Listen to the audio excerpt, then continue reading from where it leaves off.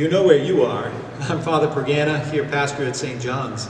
This is the perspective of the church that I had from March when I arrived until June, when we were celebrating Mass virtually in an empty church.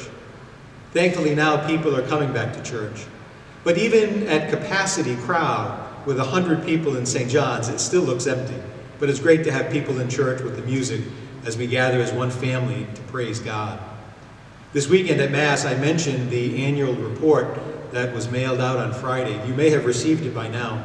And in it, you'll notice that the parish ran a deficit last year of over $50,000. And it looks like this year, as the pandemic continues, we're going to be another deficit year. Unfortunately, St. John's can't handle 2 deficit years like this. And we're in a very precarious position, but perhaps we could say strategic position, because I think we can move St. John's forward.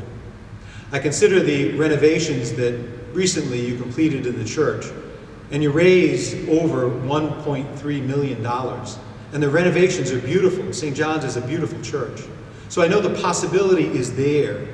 And I'm just asking you this year to consider a generous donation to the parish, so that way we can move forward and move forward with strength. I know that St. John's has lots of wonderful folks, and imagine if each family gave $1,000 to the annual collection. But I know for some families, they could give far more than that.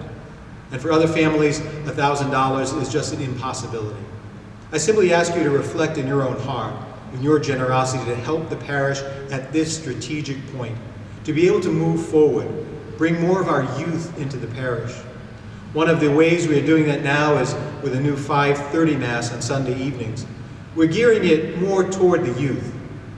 Although it's still Mass, we want the young people to feel invited in the environment and in the space of the 5:30 Mass. Because as we talk about our future, that is where our future lies. So I simply ask you to pray, consider, and be generous this year to our annual collection. Thank you, and God bless you and your family.